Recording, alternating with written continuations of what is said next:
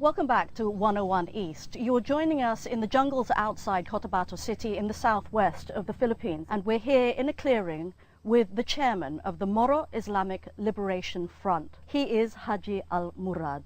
Thank you very much indeed for sparing the time, Chairman. Thank you very much, Veronica.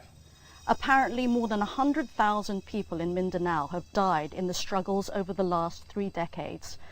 2 million people have been displaced during that time.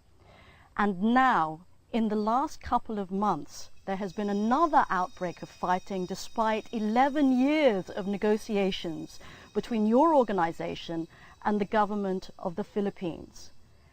Can you explain why this fighting has broken out? Well, this fighting now is actually unexpected. This happened when, after working out the agreement which will supposed to be address the aspiration of the Bangsamoro people for self-determination, was to be signed in Kuala Lumpur in August 5, 2008.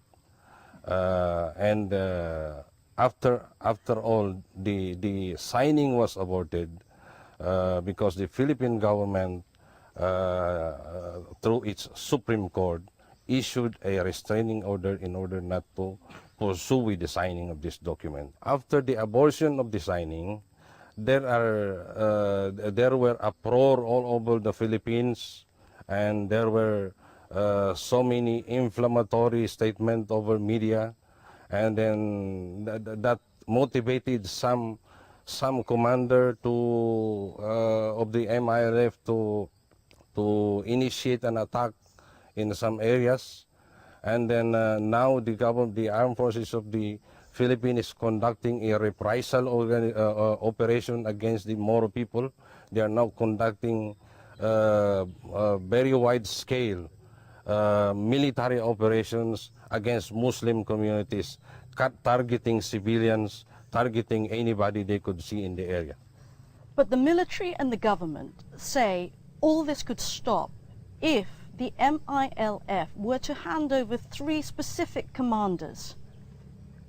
Why has the MILF not done that yet? The only rule binding between us as revolutionary organization and the Philippine government is the rule of the peace process. So it's not just dictating us to surrender our commander. We have to investigate what really happens. The investigation shall be impartial. We will pinpoint who are the perpetrators of this crime, because our commanders also are denying that they have done these criminal acts. But the problem is that the government has now dissolved the peace panel, and this, the document that you mentioned, the Memorandum of Agreement on Ancestral Domain, the government says it will never sign under any circumstances. What's your view about this? It is very frustrating, but as far as the MILF is concerned, we hold on to the fact that this MOA is a binding document. It has been initialed by both parties, by the panel, and it was witnessed by the facilitator. So you will not renegotiate? We will not renegotiate. To what extent do you think the domestic political dynamic in Manila has played into the way that this region has collapsed back into conflict? President Macapagal Arroyo is using the MOA to prolong her term. That is why they want to oppose this, because they are concerned about their ambition to become president, ambition to become senators. So the MOA become a victim, and they are not thinking of what is happening in the south of the Philippines. But now the government has changed. They want to consult not with armed groups like yourselves, but with communities. Disarmament, demobilization, and reintegration. That's what they want to concentrate on with the MILF. Well, no revolutionary organization in the whole world will ever agree to have this armament, they call it DDR, before an agreement is reached. Can you tell us now whether you will actually be ordering fighters to take up arms again? It depends on the AFB now. Now they are not only fighting or conducting operations against the forces of Amiril Omrakatu or Commander Bravo.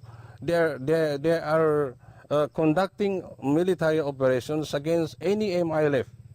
So this will escalate the situation, and we are pushed to the wall. We have no way out.